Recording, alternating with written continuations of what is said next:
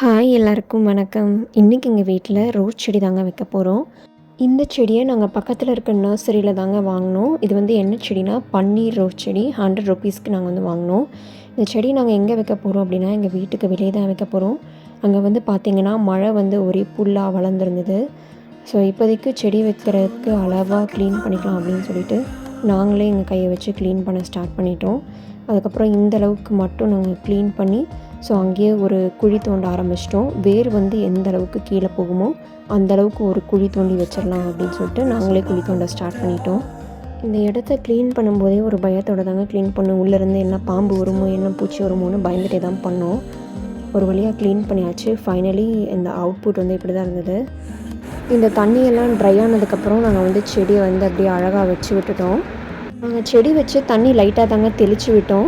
நாங்கள் ஒரு 4 o'clock போல் செடி வச்சோம். ஒரு 6 or 7 pmக்கு நல்லாவே மழை வந்துச்சு.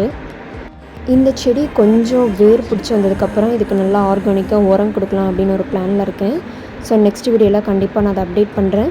இந்த வீடியோ உங்களுக்கு பிடிச்சிருந்தா மறக்காமல் லைக் பண்ணி ஷேர் பண்ணி சப்ஸ்கிரைப் பண்ணுங்கள். பாய்.